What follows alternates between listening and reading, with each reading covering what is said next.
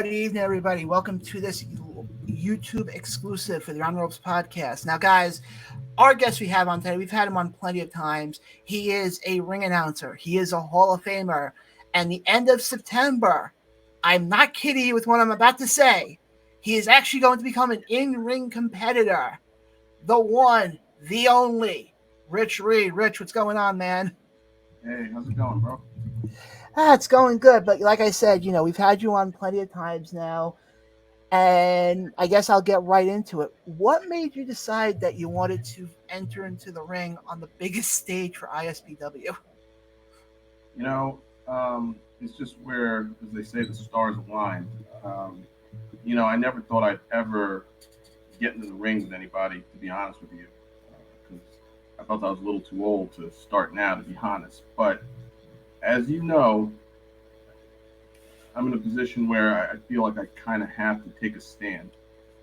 I've been enduring a lot and been turning the other cheek for about a year and a half with one Maven. And I'm just a little bit fed up. And if getting in the ring and doing something dangerous is what I have to do, I think it's actually worth the risk because, frankly, enough is enough. Well, to explain to everybody who's watching, who may not know, just kind of explain to everybody, the whole backstory of what got us to this point with you two.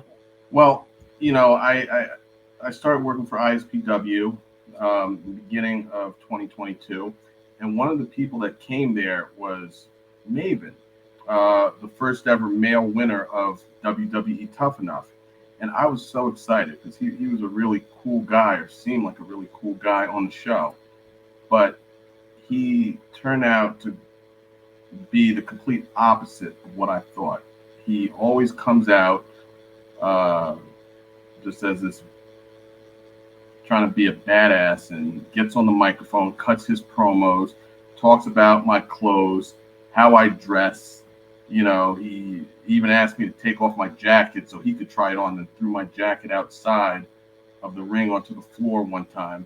He just always has something to say. He devotes all this time just to try and humiliate me in front of the crowd. And the crowd always takes my side. I'm happy about that.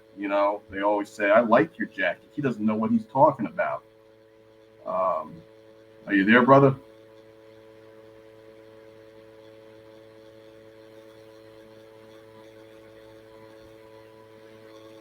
Hey, everybody. We're having some technical difficulties. John Blaine is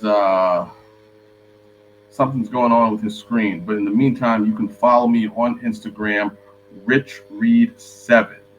RichReed7. And I have a lot of great stuff. In addition to stepping into the ring for the first time, but I'm going to be ring announcing a lot of great shows. I work for ISPW. I do celebrity boxing, UWA Elite, SWF, Pro Wrestling R. Sometimes I even do UWC, LTW, and so many more. So follow me to be kept up on all the action. And he's back. Sorry about that. For some reason, my computer the last couple of weeks has decided that instead of letting me know that it's fully charged, will turn around and just cut my screen off completely. Yeah. So I apologize about that. But yeah, so like I said, you explained, what was going on, what led you to this point. And mind you, folks, I've been to a couple of ISPW shows in the last year, so I've seen it in action with how Maven has treated you. But you made an interesting point, though, before. You have the crowd on your side. Yeah. Now, going into this match, like I said, there's a lot of big names on this card. But going into this match, do you feel like the fact that you have the fans on your side, that's going to play a little bit more of a role in this match? Well, I mean, it can't hurt. It definitely can't hurt, John. I mean, at the end of the day, though, it's all about me. I have to face this challenge alone. But having that more support and people cheering you and believing in you, it can't hurt. And it'll definitely give me some energy on that day. I know it will. But I said this before, and believe me, I applaud you for doing this. The only thing I may have asked you this before, was you know, you've had Tommy's a great guy, but Tommy, there's 9,000 ISPW shows. You just you ended up challenging Maven on the biggest show. Well, I issued an open challenge to him, and it just so happened that the stars aligned for Tommy to have it on this upcoming show. On a big show that's going to have probably the highest visibility and the most people watching. So I don't know why the stars aligned that way. They just did. And quite frankly, it's intimidating because, like I said, there's going to be more viewers for this show than any other. If things go badly, it's going to be in front of a lot more faces, and a lot more faces will remember me being defeated at the hands of Maven. And it's so high profile. But you know what? If I win, guess what? Also, a lot of faces will be seeing that. Well, my next question is this. Obviously it was announced that it's going to be a tuxedo match. Whose idea was it for the tuxedo part? That's just something that Tommy came up with. I just issued an open challenge, and then he came up with a tuxedo match, and I guess it's fitting because all this drama has been over my clothing and what I wear. Yeah. And him wanting to take items and throw them around, so I guess it's perfectly fitting that something involving clothes is part of the stipulation of the match. I guess it makes sense, and Tommy knows what he's doing. Oh, I completely agree with you on that. But now, because I know you're also, very big in going to the gym and working out. Has your workouts now been different leading into this match? They legit have. I've been doing a lot more. I've been trying to put on muscle the last couple runs of going to the gym, so I haven't been doing as much cardio. But now I'm going to be doing more cardio. I actually live directly across the street from a high school, so when it's not occupied with kids, I actually have a track to run around. That's one thing I get to do, and I spend more time on the treadmill in addition to like the lifting weights and the conditioning. Um, that's the cardio factor because you're going to have stamina, and this is my first match, so I don't have a history of good stamina, so I have to get it up as much as I can, however I can. Well, now, and like I said, this is your first match. You're obviously, I don't want you to unveil everything because, I want there to be some surprises that night. But your mindset going into this, are you going to be more of a high flyer or more of let me just survive type of thing? I'm just going there as a guy standing up for himself. I'll tell you this. I'll tell you this from the get-go. I am not the most athletic person, so don't expect Mr. Acrobat to be in that ring. I'll just say that up front so no one's disappointed. I'm just a guy taking a stand. That's why I'm going into this match. But as far as wrestling ability, I've learned a couple of things, but this is more about just a personal issue, not me trying to show how good of a wrestler I am, because I probably won't be the best wrestler. I'll be honest with you.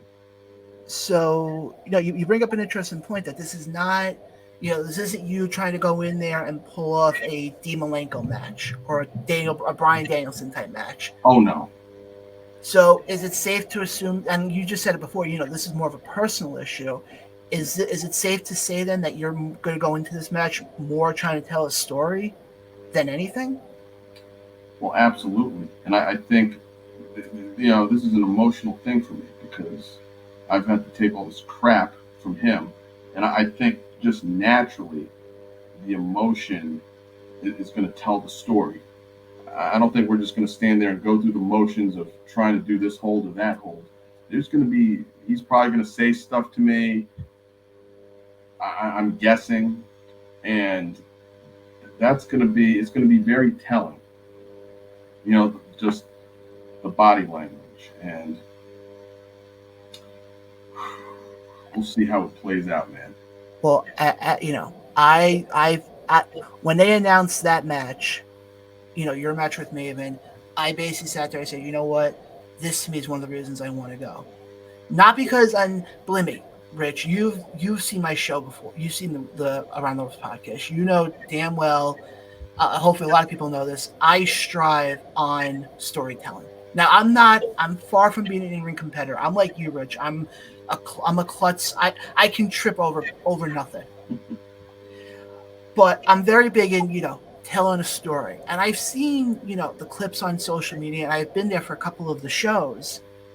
And I think you guys, especially you got somebody like Maven, who's going to be in the ring with you, who this isn't, it's not like you're dealing with somebody who, never made it to the top of the top.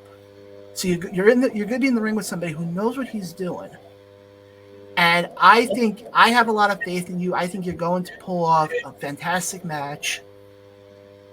And I personally am looking forward to this. In regards to that show as a whole, other than your match, what's another match that you're looking forward to seeing? Oh man, there's so many matches. I know superstar Danny Morrison is going to be making. He actually recently returned, in Wildwood. And there was just a match announced on the card for him. Let me just pull it up exactly. Let me just see what the stipulation was, because he's really, I was always a huge fan of his. And, it's funny. I just saw it a few minutes ago, and I didn't get to, really look. I mean, first of all, Ray Kalitri is going to be taking on Crowbar. Now that's going to be very interesting. Ray Kalitri has, been this dominant champion. He's the reigning, defending tri-state champion. We'll see if he can hold it against someone like Crowbar. But, Danny Morrison, yes, he is going to challenge for the world championship. I wasn't 100% sure of that because I looked at it very quickly. I want to make sure I looked at it correctly. But he's going to be challenging Richard Holiday for the ISPW championship. Danny Morrison is a former champion himself. Richard Holiday just upset the apple cart, just kind of coming out of nowhere and becoming champion. So that's going to be interesting. Yeah, there's a lot, and obviously the next day is 90s WrestleCon, so it's going to be a fun weekend. We will be there. Oh, let me rephrase that. I will be there with a table selling. I just had it right here. Our Around the Ropes podcast coffee. So if you're interested, definitely stop by the table and get yourself a bag. And here's the funny thing: we don't have many of these left. I still have mine. We don't have many left. So folks, get them while you can, because once they're gone, they are gone. But I know you guys. I know ISPW just had their Wildwood show. Yes. It was the show that was being talked about for, I feel like, the last 6 months. Oh yeah. Obviously, we spoke about the little incident of the lights going out, but what was it like being in that place and seeing wrestling there for the first time in almost 30 years? It was really insane. It had to be crazy for Tommy because that's where ISPW started.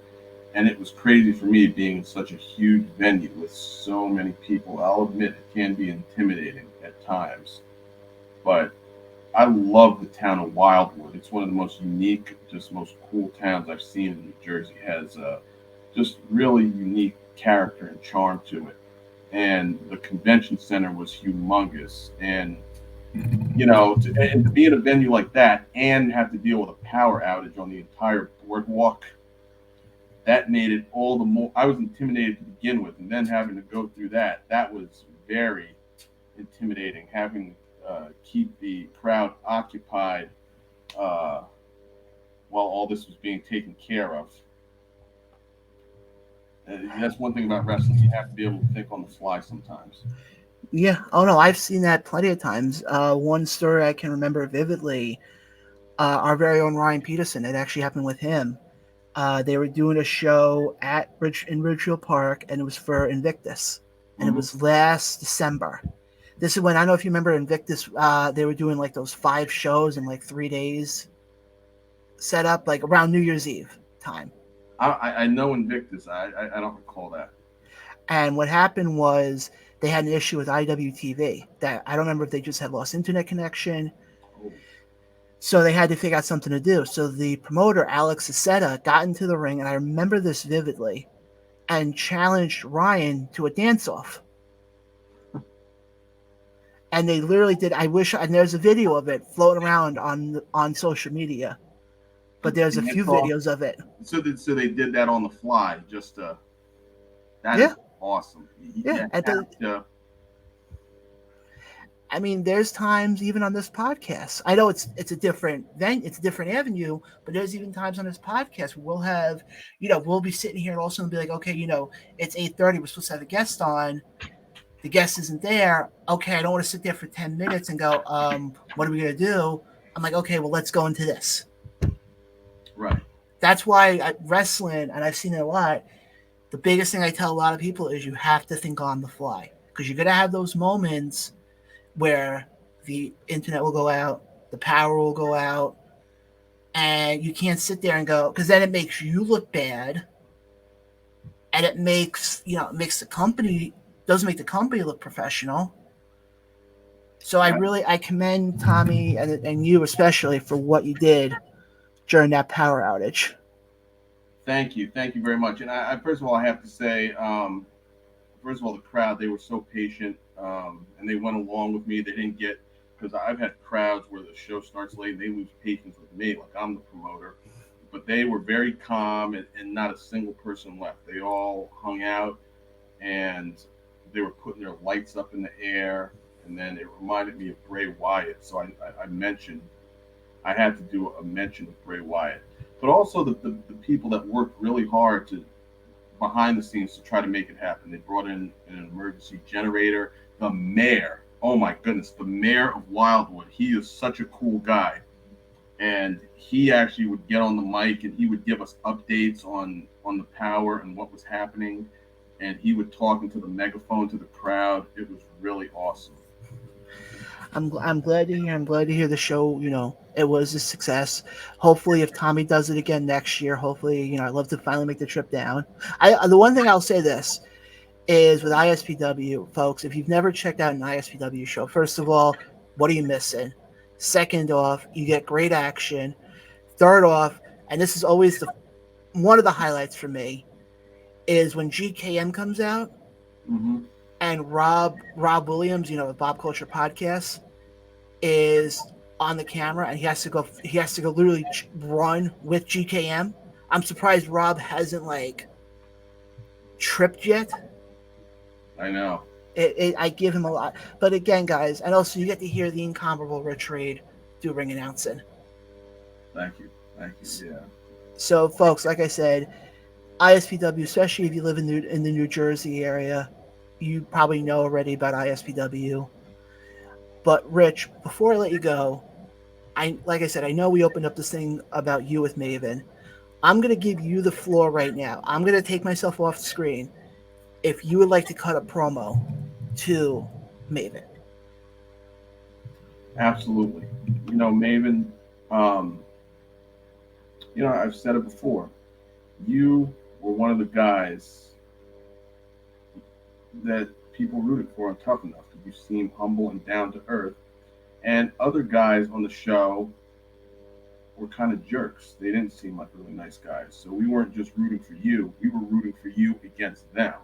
But at some point between then and now, you became one of them. You became one of them. And I guess maybe I'm kind of like you were on that show. People actually want me to win. And, I don't think I'm this great guy, but I think I'm better than someone who tries to bully people. And but it's funny how bullies love to hit but hate being hit back. And you are going to get hit back. I'm not saying it's going to be easy. You're more experienced than me, you're bigger than me, you're stronger than me. But I have the heart. I have the heart. And sometimes heart can make up for what you lack physically or with experience. So be ready, Maven. I know you're probably going to laugh and chuckle when you hear this. But don't sleep on me, or you'll be in for a rude awakening on the 29th. There's so much more that I want to say, and maybe I'll say it in the coming weeks. We don't have enough time now. September 29th, regardless of the outcome, I'm giving it my all.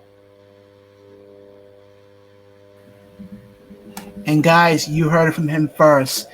Rich Reed, the ring announcer, will be stepping foot into the ring on the 25th anniversary show to take on Maven in a tuxedo match. Guys, you're not going to want to miss this event. It's going to be an action-packed weekend.